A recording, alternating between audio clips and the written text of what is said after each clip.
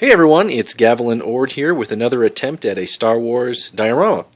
So, I don't know about you guys, but Boba Fett may be overdone, but he is the coolest, or one of the coolest characters in the series, and I wanted a cool way to display him and his ship, and so I thought, what's a good scene? So one of my favorite scenes is from The Empire Strikes Back, the loading of Han Solo onto Slave One. And so I thought, wow, if I can recreate a Bespin platform and recreate that scene, it should be pretty simple, I'm hoping. All you need is the figures and some simple stuff. So here's what my plan is I've got this foam core board. I got this at the Dollar Tree for a dollar, of course.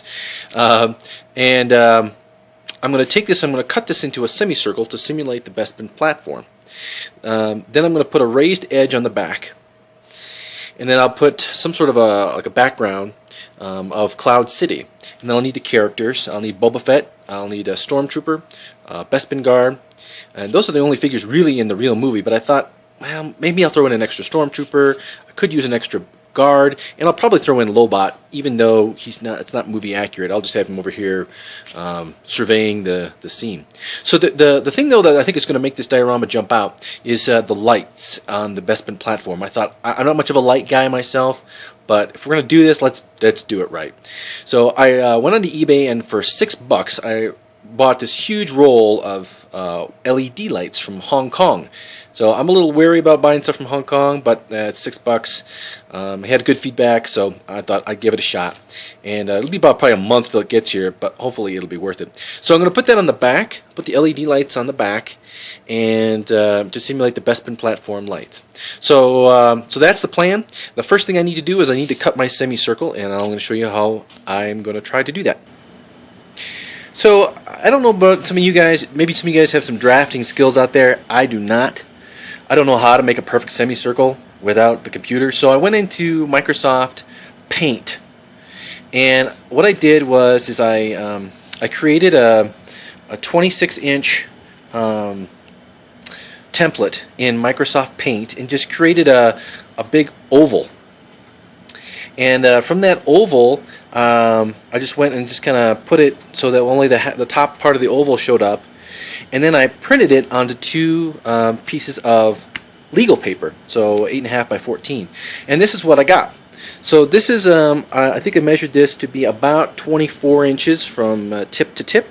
And I'm going to take this, I'm going to glue these two pieces together, and I'm going to put on the foam core, and I'm going to start right about here, and I'm going to cut the oval across and down using a precision knife set that I had, and we're going to see what that looks like.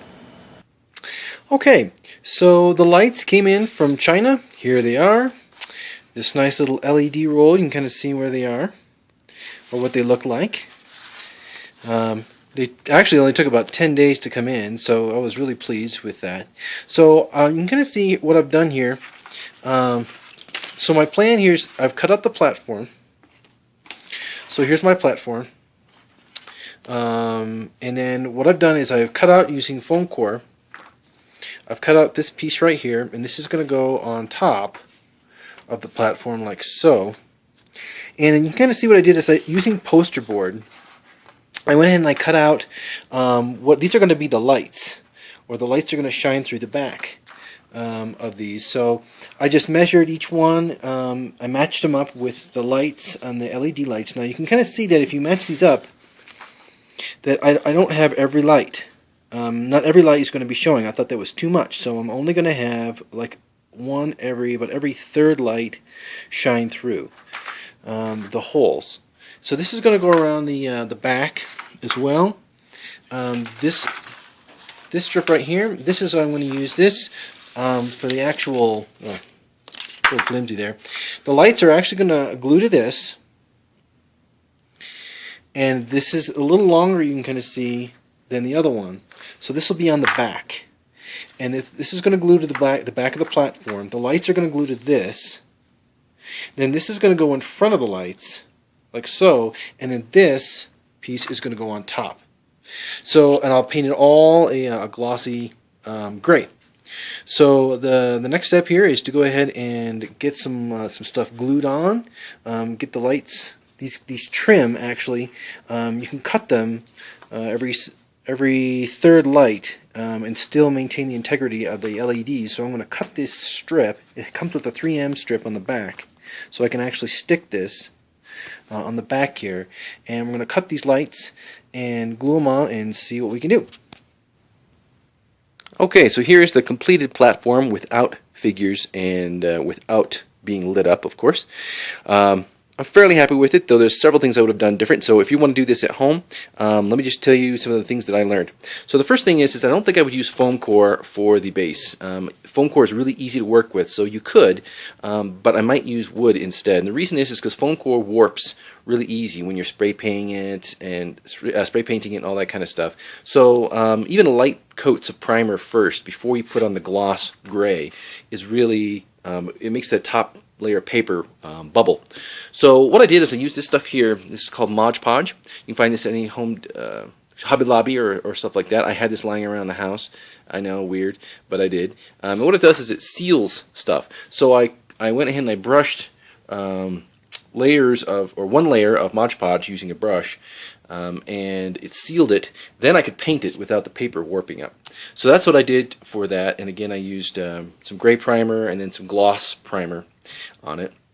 But again, the first time I used Modge Podge, the foam core went from this to this. It warped as soon as it dried. So if you use Modge Podge, when you put it on, take the foam core and flatten it out. Put some weights or something on it and keep it flat as it dries. If you can keep it flat while it dries, then it will be fairly flat. It's still warped a little, but it's not too horribly bad. So that's what you should do if you do use foam core.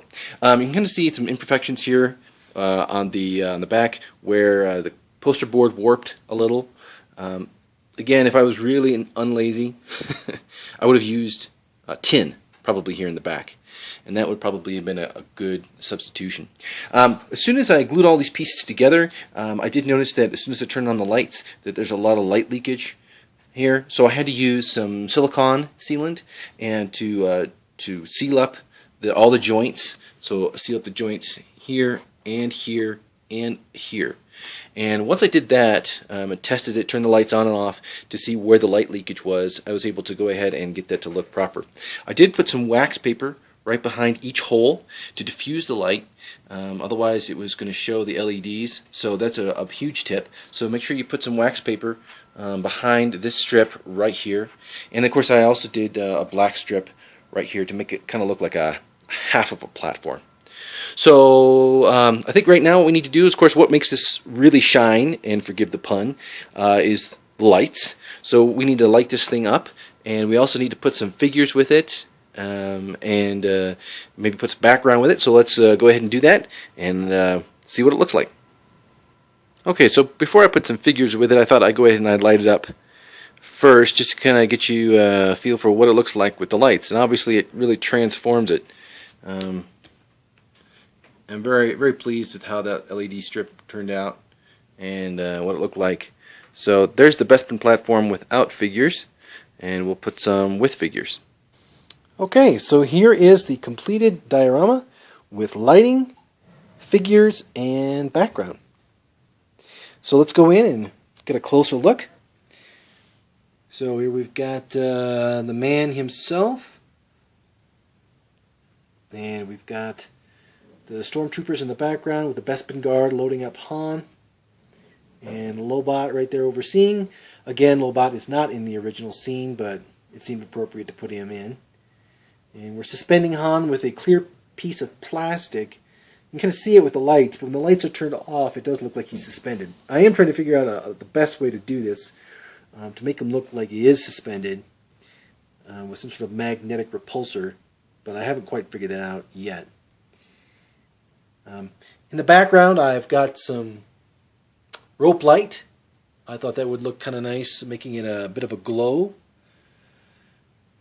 And all in all, I'm really happy with it. One thing I do want to mention is the lights look really glary on this video. And in real life, they don't look like that at all. They look really tasteful. They look just like the lights in the Bespin platform in the movie. And so I was really happy with that. Again, if you wanted to go and make them any dimmer, you could always put a second layer of wax paper on this strip right here. But you know, and it wasn't too horribly time consuming. There was a lot of trial and error with the foam core board. So I think, you know, if you want to recreate this at home, it was pretty cheap. You get the foam core board, the lights, which again I think the power supply and the lights together were $10, and the spray paint, and some poster board. Really, that was about it. So if you want to recreate this at home, I think it wasn't too horribly hard to do.